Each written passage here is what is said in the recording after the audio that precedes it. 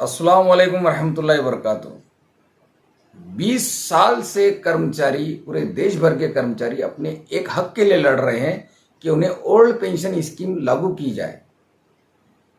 लेकिन गवर्नमेंट जो है, मरकजी गवर्नमेंट जो है, वो इस बात को तस्लीम करने के लिए तैयार ही नहीं थी।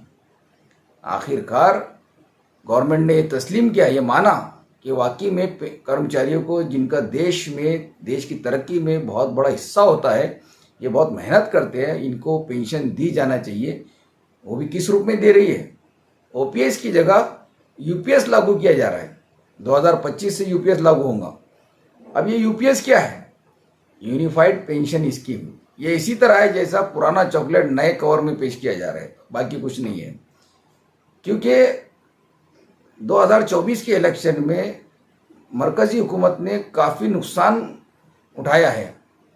अब वो नहीं चाहते कि अभी जिन राज्यों में अभी इलेक्शन होने वाले हैं उसमें भी उनको नुकसान हो, इसलिए एक यूपीएस का नया कवर पेश किया जा रहा है। चॉकलेट वही है, नया कवर पेश किया जा रहा है। अब ये यूपीएस स्कीम क्या है? इस यूपीएस स्कीम के तहत कर्मचारियों को, जो कर्मचारी अपने सर्विस के 25 साल मुकम्मल कर लेंगे, उनको अपने पेमेंट के आखिरी पेमेंट का बेसिक का 50% पेंशन दिया जाएगा। यानी बेसिक जितना बनेगा उसका 50% उनका पेंशन बनेगा, जिसमें ये बात वाज़ेह नहीं है कि उसके अंदर डीए मर्ज किया जाएगा या नहीं किया जाएगा, डीए दिया जाएगा या नहीं दिया जाएगा।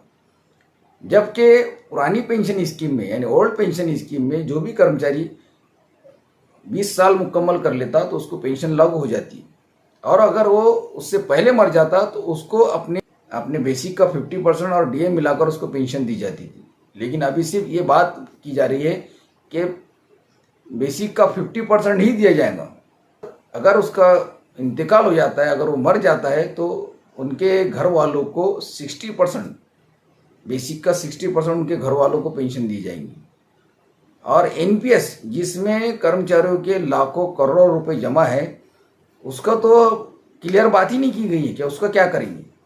ये ज़बरदस्ती लादा हुआ कानून है, जो कर्मचारियों के ज़बरदस्ती पैसे किसी कंपनी में इन्वेस्ट किए जा रहे हैं, और उसका पैसा अगर मिला तो कर्मचारियों को दिया जाएगा, और 40% रिटायरमेंट पर दिया जाएगा, 60% गवर्नमेंट दूसरे कंपनियों में इन्वेस्ट करेंगी।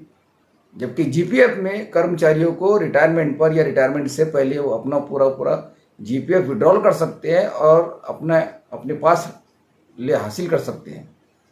लेकिन एनपीएस में कोई भी कर्मचारी एनपीएस के पैसों को विड्रॉल नहीं कर सकता है, और रिटायरमेंट पर भी हासिल नहीं कर सकता है। सिर्फ 40% उसको मिलेगा, 60% गवर्नमेंट किसी कंपनी में इन्वेस्ट करेगी।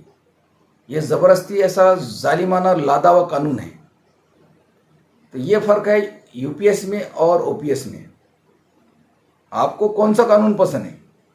आपको ओपीएस चाहिए या यूपीएस चाहिए?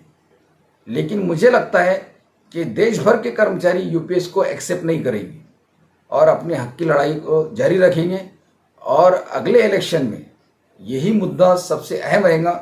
ओपीएस नहीं तो वोट नहीं। चलते हैं। अस्सलाम वालेकुम, जय हिंद।